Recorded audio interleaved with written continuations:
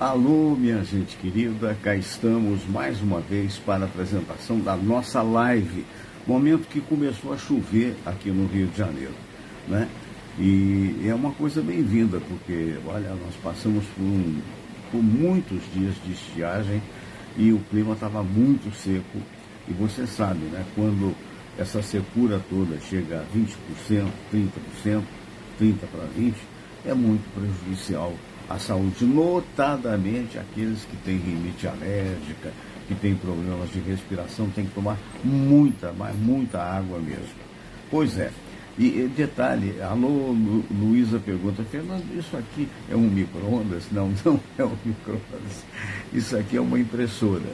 É uma impressora, nós estamos num ambiente de estúdio, né? Ainda que seja um pequeno estúdio, e na verdade, muitas das vezes você precisa da impressora, porque hoje os documentos são todos virtuais, não é isso? Mas eu não gosto de confiar só em documento virtual, não. Porque dá um chute, dá um problema no celular que seja, ou no computador, quer dizer, e aí como é que você fica com tal documento? Eu acho um absurdo. Há algum tempo atrás fui comprar foi na verdade um outro computador, e não vou vou falar que foi na loja americana, não foi lá. E fui comprar e de repente a pessoa me veio com aquela notinha sem vergonha, amarelinha. Eu falei, não, imprime isso para mim. Imprime isso porque essa notinha de máquina, ela com o tempo apaga. Então você tem a garantia e não tem como provar que tem a garantia. Aí tem que pedir isso, né? Olha aí o nosso primeirão, Luiz Henrique Oliveira, boa tarde. Aqui tudo mudou, também mudou, mas choveu de madrugada. Dá até para ouvir o barulho da chuva aí. Está bem forte, é verdade, eu deixei como é que chama, até a janela meio entreaberta, justamente para ver esse barulhinho, se tivesse atrapalhado. Fiz um teste, acho que não, mas está chovendo bem no Rio de Janeiro. Agora, o Rio é surpreendente, você sabe, quando amanheceu, a gente já estava na expectativa do tempo mudar, de cair a temperatura e tal. Quando eu vi no Jornal Nacional ontem a moça dizer que foi 32, pelo amor de Deus, de 36 para 32, não é propriamente uma queda, né? É calor do mesmo jeito, só que fica um pouco menos abafado. De qualquer maneira, amanheceu, estava todo nublado, e o sol forte, né? Na realidade, aparece um pouco o sol, falei, bom, já era. E de repente fechou, estava distraído com uma série de coisas aqui, né?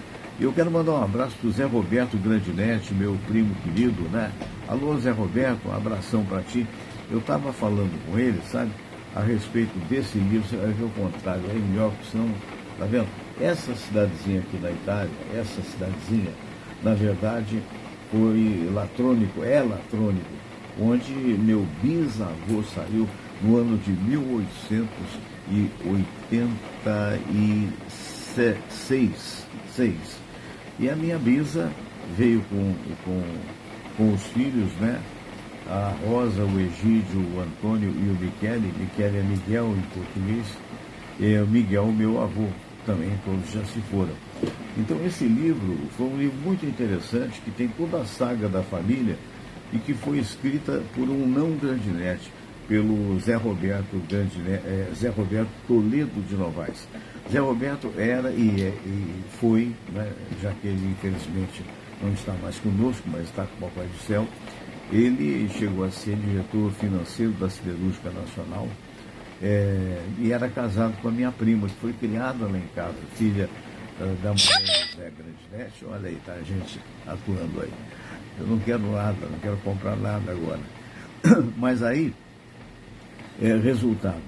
Então eles vieram para o Brasil e, enfim, o resto a família sabe. Então é um negócio muito legal que eu faço essa homenagem póstuma ao Zé Roberto Toledo Novaes, porque ele, que foi um dos fundadores da cidade de Cruzeiro, em São Paulo, onde eu nasci, a família dele foi, ele tinha feito um livro a respeito dos Novaes, e aí a minha prima falou, mas você não vai fazer a respeito dos grandes netos? Então eles foram para a Itália,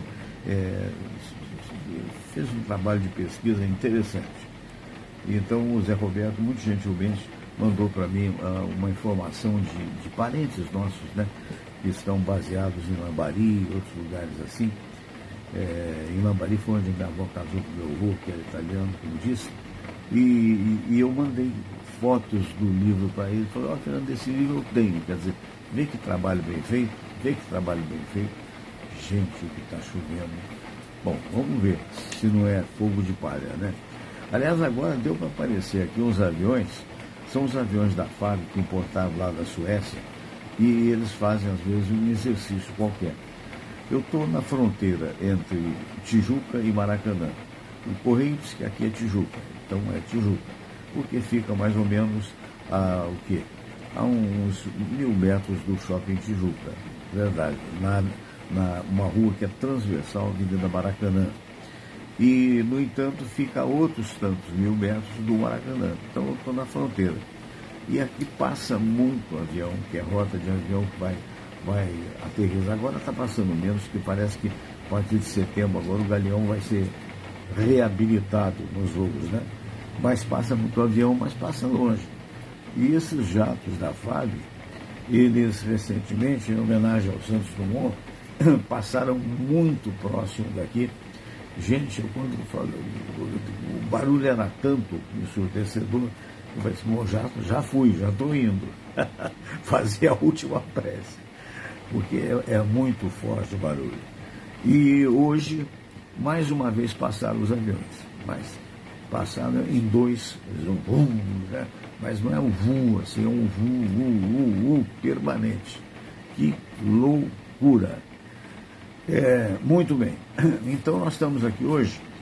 Eu estava vendo uma entrevista, acredito que você possa ter visto também, a respeito desse menino que está acidentado, né, que foi atropelado, e que o médico que dava entrevista, o enfermeiro, sei lá, falou, o que nós temos que evitar é uma parada cardíaca. Vocês veem que eu estou meio rouco, mas foi porque eu tomei um vento desnecessário ontem, e aí pronto. Vamos ver se dá para seguir até o fim.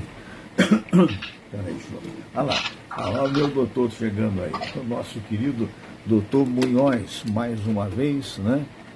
Doutor Munhoz, está chovendo aí também? Bom dia. Está começando a chover aqui, Fernando. Aqui. O tempo fechou. Chegou a fazer um solzinho mais cedo, mas agora está chovendo. Aqui está caindo um toró de respeito. Olha como é que eu estou rouco. É a famosa rinite alérgica, é uma beleza isso. Mas, doutor Munhoz, eu estava vendo uma entrevista, ainda até na Band, do Luciano Zafir, que passou por problemas os mais diversos e tal. E aí me deu inspiração de fazer essa pergunta, porque outras pessoas já me perguntaram, e eventualmente eu não guardei a pergunta e acabei esquecendo. É o seguinte, há momentos numa cirurgia que pode haver, não quer dizer que ocorra, a tal parada cardíaca, né? Em que momento ela pode ocorrer e por que ela ocorre, se há uma explicação para isso? Que o Zafir teve essa parada. Nós temos que pensar de duas maneiras. Primeiro, se a parada cardíaca, geralmente, ela é seguida de uma arritmia grave. Em geral, fibrilação do ventrículo. É uma situação onde o ventrículo parece que está batendo, mas não está. Ele está tremendo. Por isso a gente chama de fibrilação. Ele não está batendo, né? Fica-se tremendo, mas não tem uma efetividade na contração. E isso, geralmente, na prática, é interpretado como parada da função do coração. Sim, claro. Quer dizer que ele não para inteiramente, né? Ele apenas fibrila e não exerce a função. Quando ele para, ele é precedido por essa fibrilação, e como a fibrilação não ejeta sangue, aí sim há um comprometimento do sistema nervoso cerebral, né? E isso aí sim para completamente o estímulo, e aí é a parada propriamente dita. Tanto que quando você tem uma fibrilação dessa e consegue visualizar isso na hora, sim, o que a gente faz? A gente faz cardioversão. Bota duas pazinhas aqui no peito, aplica o choque.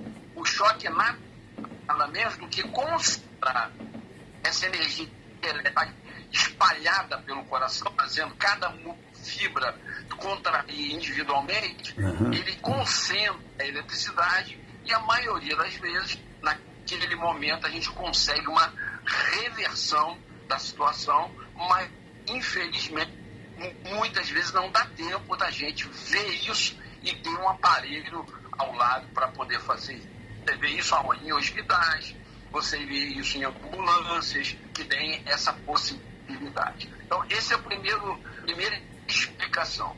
A segunda é a seguinte: tanto a fibrilação como a parada súbita do coração, ela pode ter consequências durante um ato cirúrgico ou durante um procedimento cardíaco. Sim. E que isso, em geral, está preparado, aquele paciente grave, que pode evoluir para isso, mas todo um preparo de equipamentos, ou seja, a gente já está esperando uma situação que pode ser mais grave. Ocorrer. E às vezes a gente consegue reverter, mesmo quando existe isso. Eu vou te citar um exemplo, né? O pessoal até brinca que eu sou dinossauro lá na hemodinâmica. Realmente, comecei minha carreira na década de 80. Sim, sim. E lá na época, quando a gente fala que você sabe muito bem o que é o cateterismo, a injeção de contraste nas coronárias para diagnosticar uma possível obstrução da coronária, nessa época, os contrastes eles eram preparados quimicamente de uma maneira que levava muitas arritmias, né, que a gente chamava de contraste muito iônico. Ele tinha muito iônico, que poderiam provocar, na hora da injeção, principalmente na coronária direita, provocar arritmias, e até fibrilação e até morte. Então a gente já estava, naquela época, preparado para uma eventualidade.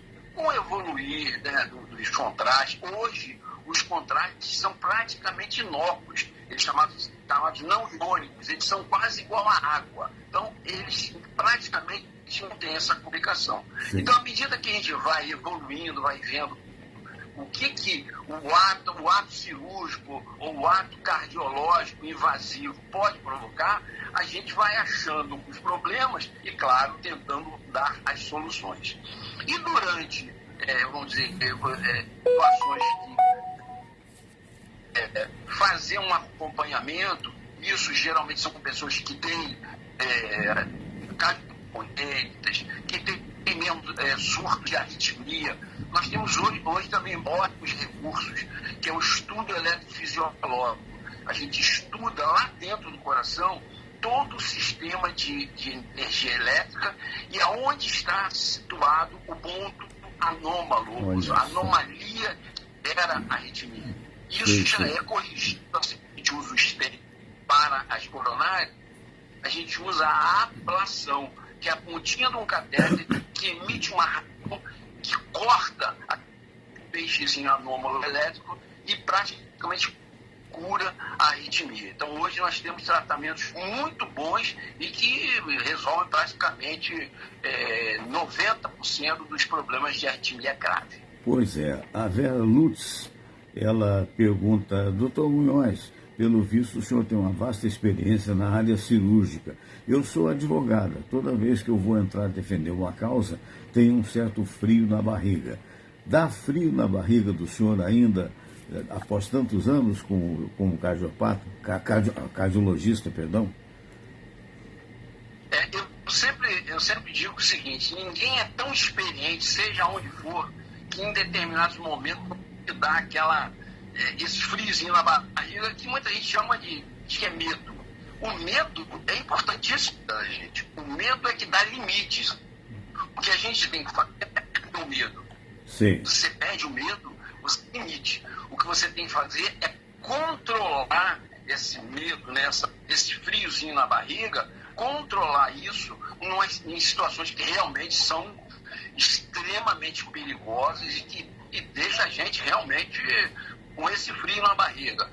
Na maioria das vezes, a experiência vai mostrando para a gente, o tempo vai mostrando que a melhor solução não é não ter medo, é saber controlar esse medo e, naquele momento, manter a tranquilidade para poder fazer o melhor. Pois é, agora veja o que nós estamos falando, muita gente aqui já opinando, Eu quero agradecer, não sei se vai dar para responder a todos, mas de qualquer maneira, há uma outra pergunta aqui interessante do Juarez. Juarez pergunta o seguinte: eu sei, doutor Munhoz, que, deixa eu ver, que às vezes o coração abre falência, não sei se esse é o termo, né? No momento do infarto, por exemplo, fala-se infarto fulminante, né?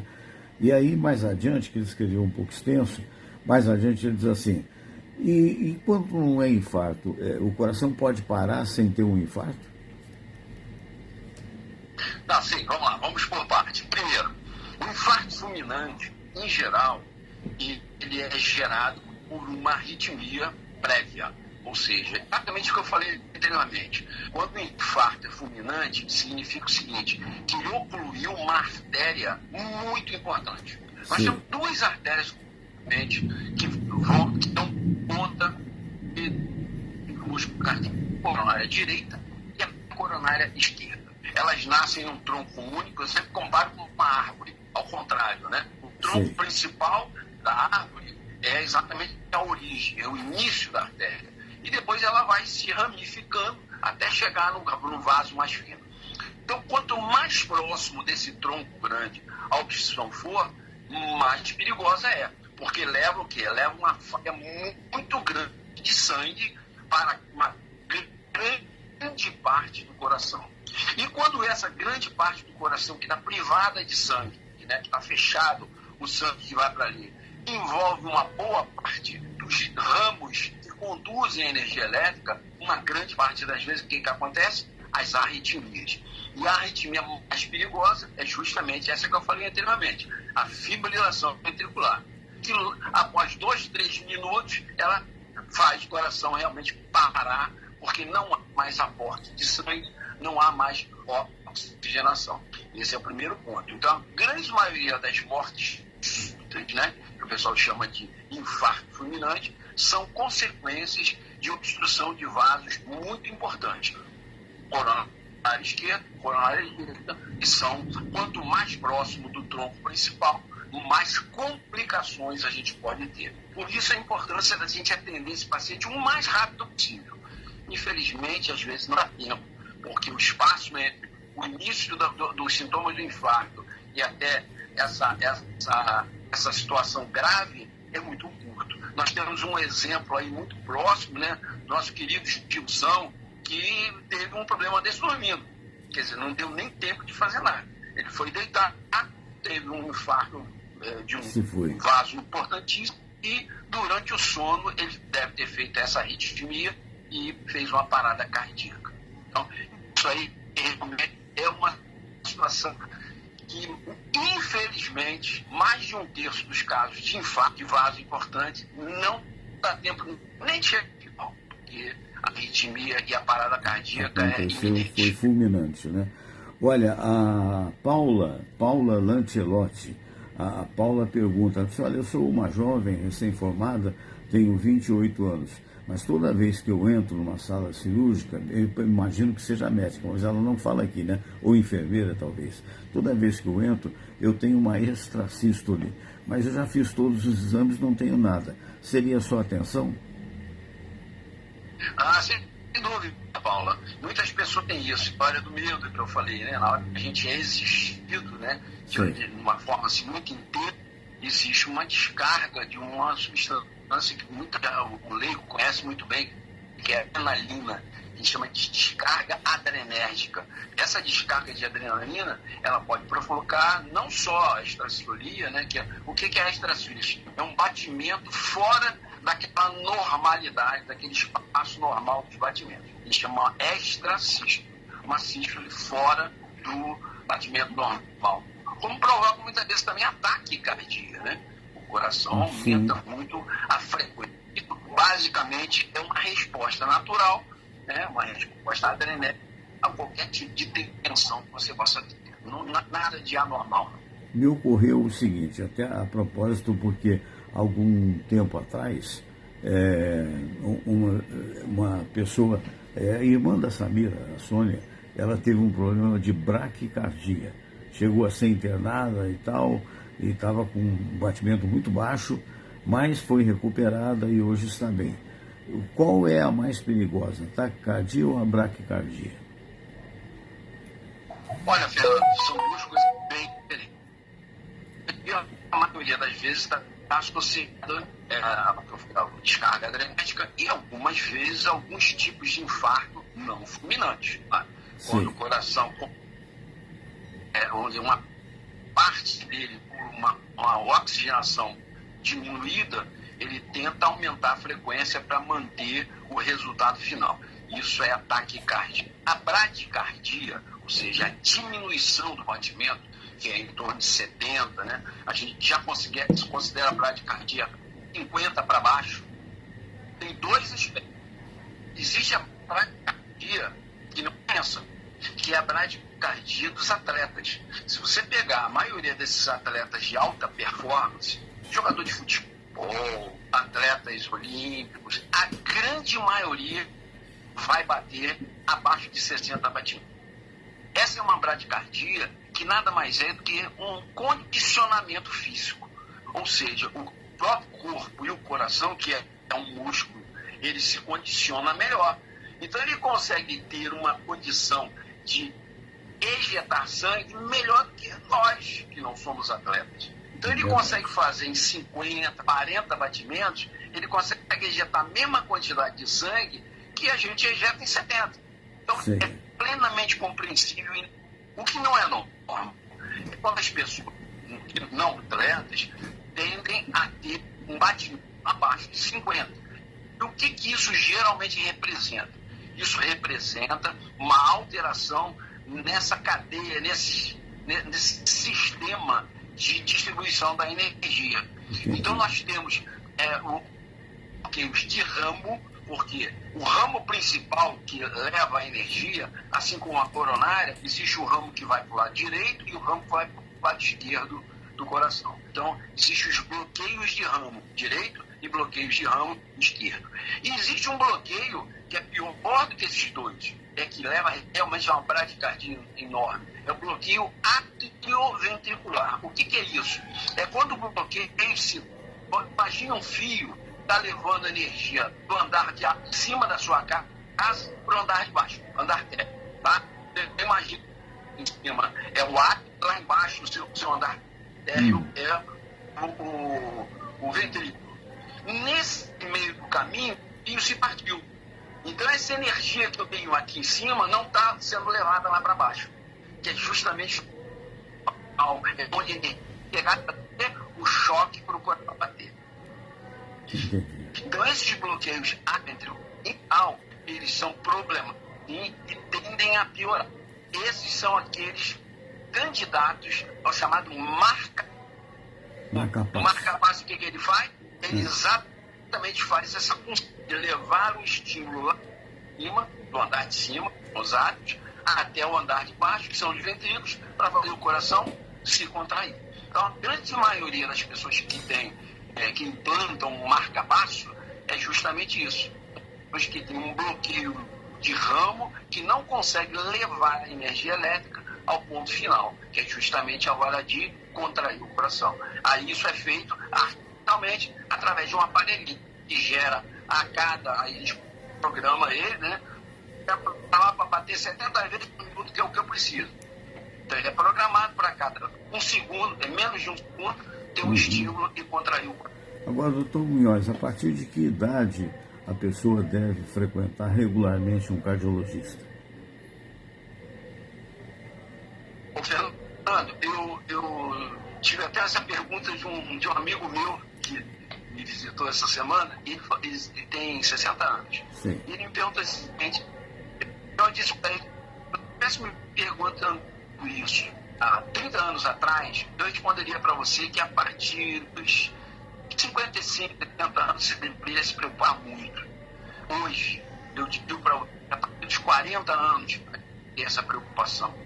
Principalmente quem tem cáries na vida, quem tem hipertensão arterial, quem não faz atividade física nenhuma.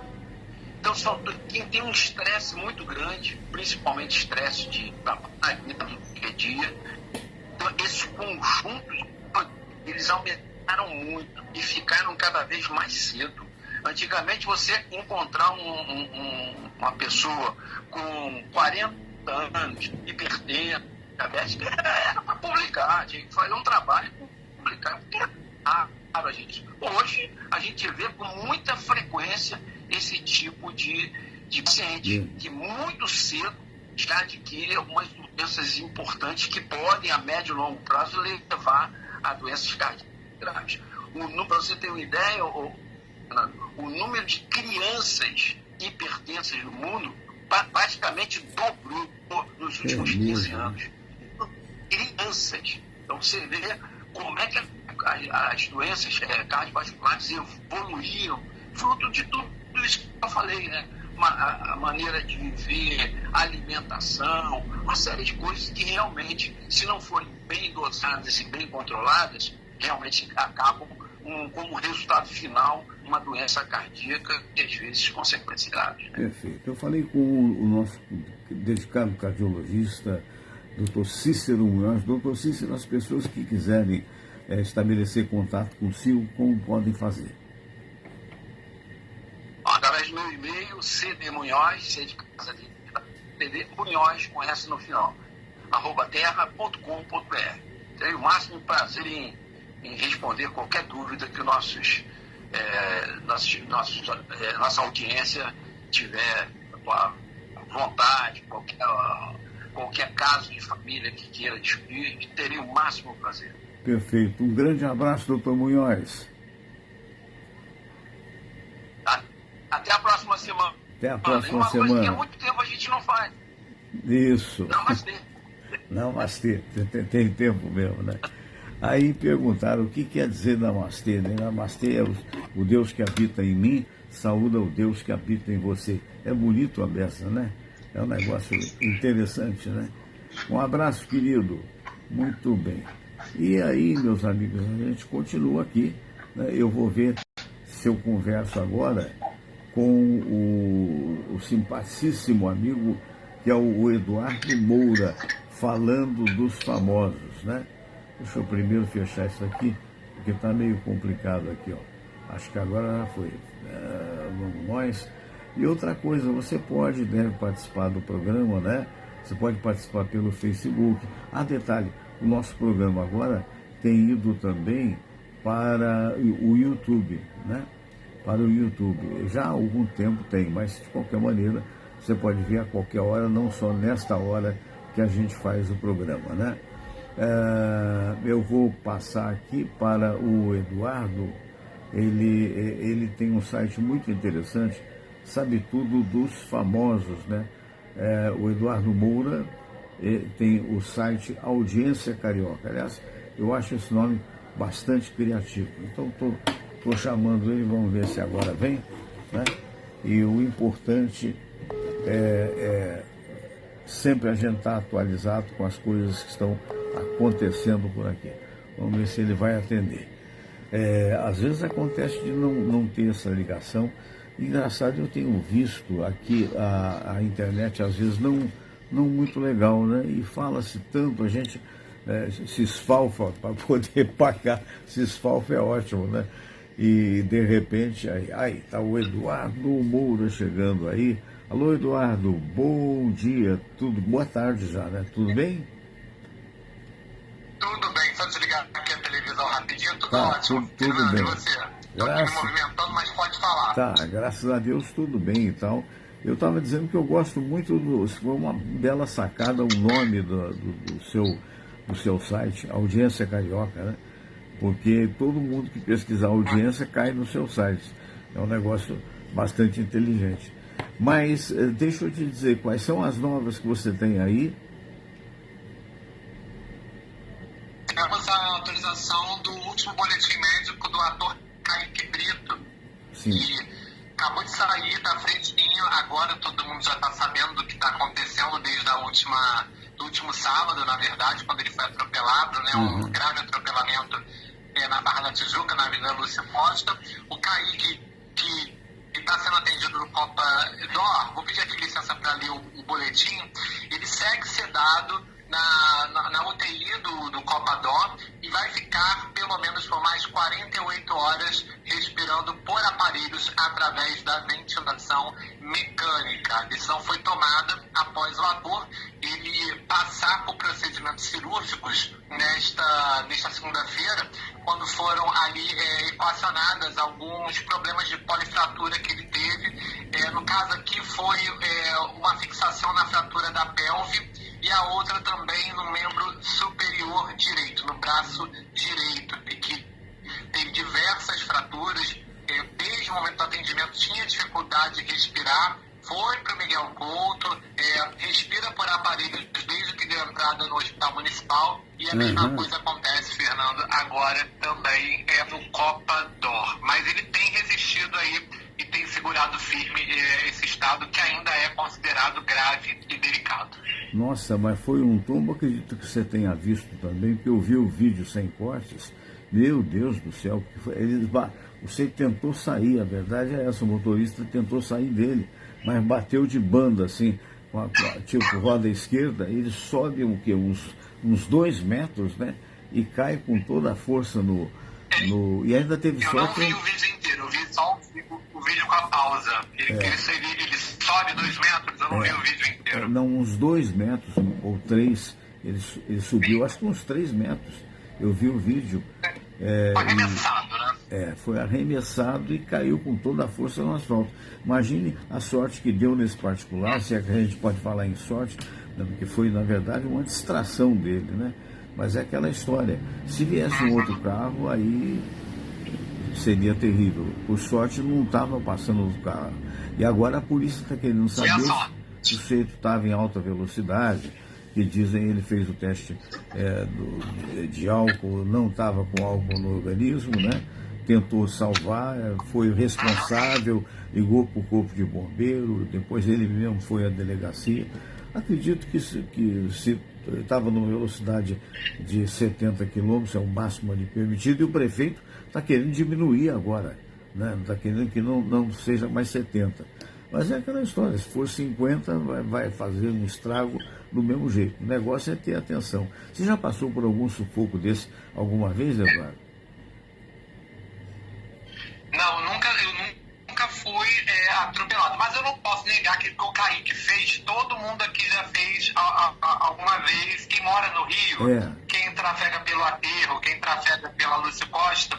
Eu já fiquei hospedado ali perto da Lúcio Costa uma vez. E me chamou muita atenção como os carros ali passam correndo. Isso era uma coisa que já me chamava muito a atenção.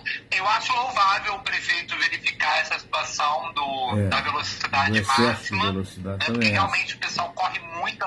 Na Barra ali, então, corre muito. Correm até mais que Copacabana e também em Ipanema ali no Ipanema no Leblon ali. Isso, na Vieira Solto. Mas é uma pena que tem que ter alguém, como sempre, né? Alguém tem que ter se machucado, e no caso foi alguém famoso, porque se não fosse alguém famoso, eu não sei se teria tido essa repercussão toda que nós estamos tendo. Ele quase foi atropelado na ida ao carro, quando voltou aí ele foi atropelado. A passageira, o Fernando, que estava com o motorista de aplicativo, o motorista não tinha consumido álcool, o motorista está colaborando com a polícia, ele prestou socorro ao Kaique, isso é muito importante dizer. Sim. E como você disse das imagens, eu acho que ninguém ali teve a impressão que ele estava correndo, ele estava numa velocidade compatível com a via, essa é a impressão do vídeo, né? Tem que fazer um estudo técnico ali para saber. E o Kaique estava fora da faixa de segurança, que também não era tão longe assim do local.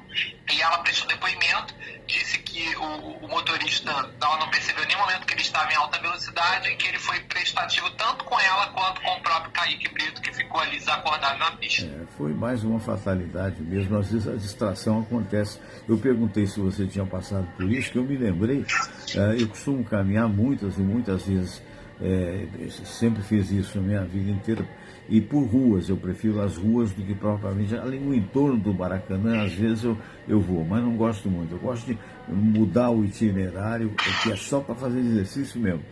E você sabe que, de certa feita, eu estava relaxado, quer dizer, não estava caminhando. Quando eu estou caminhando mesmo, eu estou eu sozinho, eu atento, eu vendo tudo que existe a nível de sinal. Talvez por isso eu tenha sobrevivido até hoje. Mas certa feita fui eu, minha mulher e meu filho, que regula aí com você em idade aproximadamente. Então, resultado, a gente tinha ido a um determinado lugar e voltava aqui na Tijuca, numa determinada esquina meio que perigosa, e eu conversando com ele, era mão e contramão. E eu, já apressadinho, né, fui botar o pé no asfalto, e ele falou, pai! Quando ele falou isso, eu pulei para trás, passou um carro, olha, por pouco que não pegou. Eu imagino que seja isso. Uma quer fração dizer, de segundo, né? Fração de segundo, a gente tem que ter muita atenção, principalmente em cidades como o Rio de Janeiro, que você tem carro para tudo quanto é lado, né? Se você for para Portugal, eles adotam aquela coisa muito interessante que tem em Brasília, que tem em Gramado. Eles adotam aquela possibilidade de você ir na faixa do pedestre, não precisa sinal. Você botou o pé, os carros param, né? E respeitam mesmo. Infelizmente, aqui no Rio de Janeiro não é assim. Eu estive em Gramado há pouco tempo, eu estive em Gramado em março, esse ano não estavam respeitando muito, não. Petrópolis também tinha o hábito de respeitar, também pararam com esse hábito. Tanto que ali na Rua do Imperador, em Petrópolis, voltaram a colocar, puseram semáforos por conta de que os motoristas não estão mais respeitando. Então tem que retomar o respeito, porque é uma coisa que é a vida humana do outro lado, né? Mas e aí, meu amigo, mais notícias dos famosos?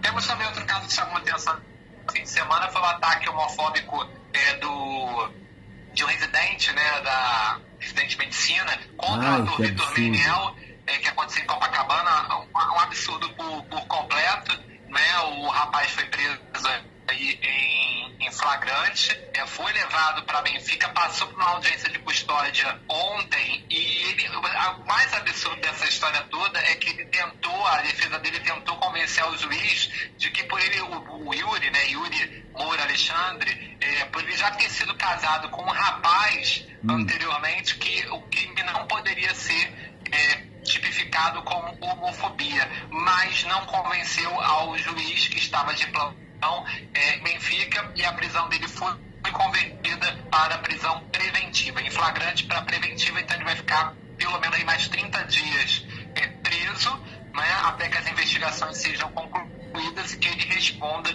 por esse crime absurdo que ele cometeu. E o porteiro, né, o porteiro Gilmar, que não tomou atitude nenhuma, que presenciou todas as cenas e ficou omisso, ficou omisso, disse que depois chamou o síndico. É claro, a gente entende que entrar no meio ali se poderia apanhar, não ver as imagens, mas ele foi totalmente omisso, não quis se identificar para a delegada que foi fazer a prisão em flagrante, e vai responder por omissão de socorro também, vai responder esse processo aí. Vamos ver se vai virar uma ação judicial, Fernando.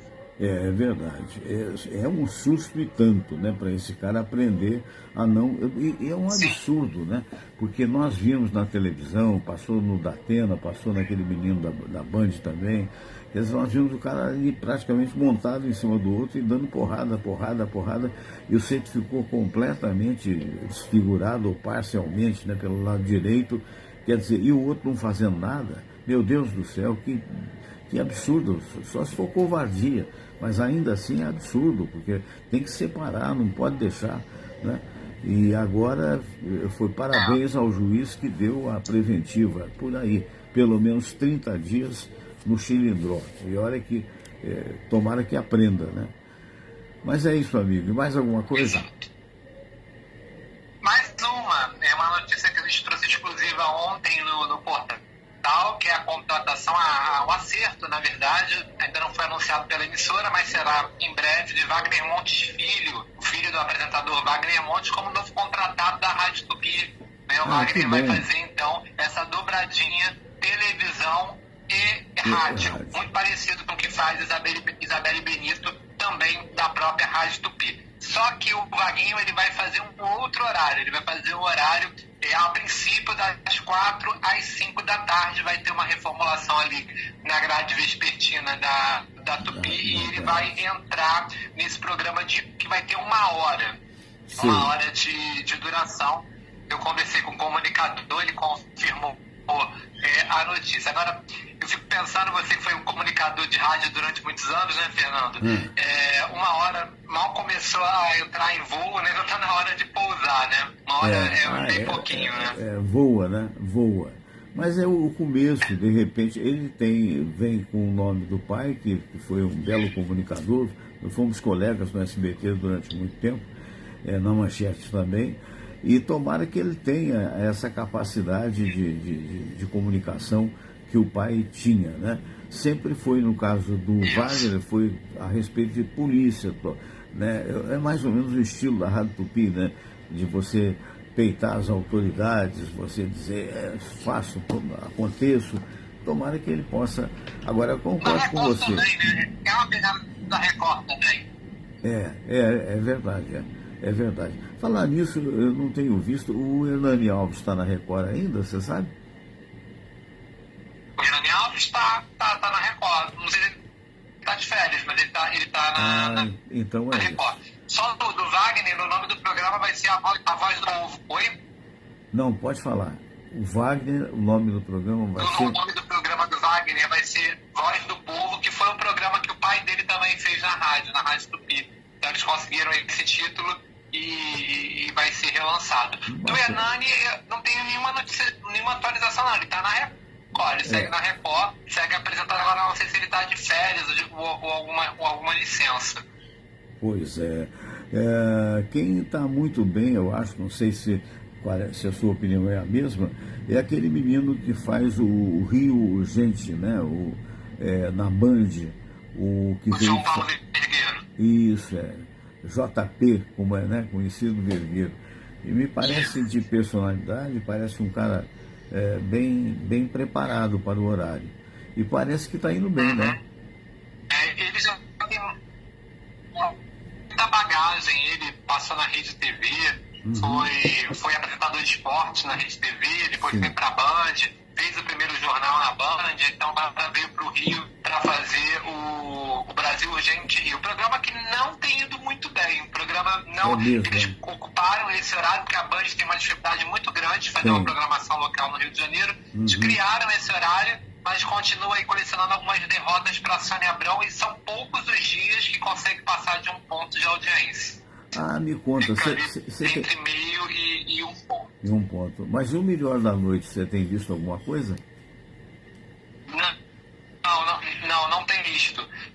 Mas pelo que eu tenho acompanhado das redes sociais, o programa está com uma aceitação muito boa. Eu fiz um levantamento semana passada e a audiência foi praticamente a mesma da semana de estreia do programa e da semana de encerramento do Faustão, foi praticamente a mesma, 1/10 a mais no painel nacional de televisão, que deu 0,3 de diferença. Mas eles estão mantendo o pique do Faustão, que o Faustão estava conquistando, e por muito mais barato. Então resolveu o problema aí da Band a princípio. Eles têm conseguido uma audiência muito parecida com a do Fausto. É verdade, é verdade. O Luciano Huck, que fez uma homenagem bacana no programa de ontem ao Fausto Silva, né? Uma coisa muito que é verdade, verdadeira, porque afinal de contas, quantos anos ali... Ele gosta muito do Faustão. É verdade. Ele gosta muito do Faustão, Luciano. O Faustão é, sem dúvida alguma, um grande comunicador, né? Provou ser isso e merece, de repente, um momento agora de mais descanso, de mais tranquilidade, que eu não acredito muito, não, naquele negócio que falou, ele não volta. Isso aí, mais cedo ou mais tarde, acaba... voltou a falar que não vai voltar para a televisão. Ele voltou a falar para alguns jornalistas que não vai voltar. Pode voltar como entrevistador ou como entrevistado. Mas não como dono de programa. Ele vai fazer uma gravação na Record em breve e uma no Roda Viva da Cultura. Mas como apresentador, ele já falou lá no UFC e voltou a falar para alguns colegas que não vai continuar. Vamos ver se vai ter uma reviravolta aí. Que o público está apostando, que tem a reviravolta. Porque no momento em que ele sentir firmeza, né? O coração está batendo direitinho, você está bem de saúde e tal, as coisas mudam, né? Nesse momento, não estou dizendo que não possa não voltar, pode também não voltar. mas nesse momento o psicológico é muito forte, né? Você está preocupado né, com o que vai acontecer. Vamos ver. Eu acho que se ele não voltar, perde a televisão brasileira um dos seus ícones, né? Mas ganha também a saúde dele, que é importante se for o caso. Querido, um grande abraço às pessoas que quiserem sintonizar o Audiência Carioca, como fazem? Podem entrar lá no site audienciacarioca.com.br, meu canal no YouTube é Audiência Carioca. Hoje, 6h30, eu vou estar lá ao vivo comentando várias situações. Tem Kleber Machado no SBT, contratação do SBT também aí e outras coisas a mais. Tudo lá, 6h30, estou aguardando vocês lá nos comentários no bate-papo. Valeu, querido, um abraço grande. Nosso Eduardo Moura, se Deus quiser, semana que vem estaremos outra vez juntos por aqui. Bom, respondendo aí, um abraço para o Zé Roberto Grandinetti. Zé Roberto Grandinetti, meu primo querido, né? Acho que você está em Marataízes, não é não? Um abração para você e para a família. Tem uma netinha linda, linda, linda, linda. Maravilha, né? Trocamos umas ideias pela família Grandinetti, que é uma família grandiosa, sabia? Do ponto de vista de parentes, em função de eu ter estado tantos anos no rádio, o Zé Roberto, eu tenho amigos pelo mundo todo, né? Quer dizer, não é exagero, amigos virtuais, né? Então eu fiquei descobrindo através do Facebook, talvez você tenha descoberto também, e que nós temos muitos parentes no Canadá, que nós temos parentes pelo mundo todo, né? Impressionante, porque foi a época da migração, da imigração, né?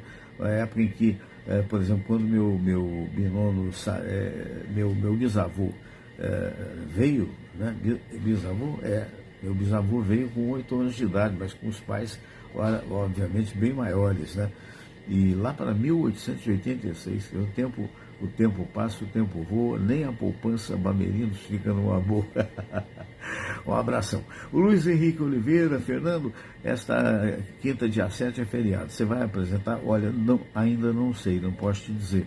Eu tenho uma tendência de fazer alguma gravação, porque eu não sei se os entrevistados estarão à disposição, entendeu? Mas, de qualquer maneira, eu te informo pelo Zap, né?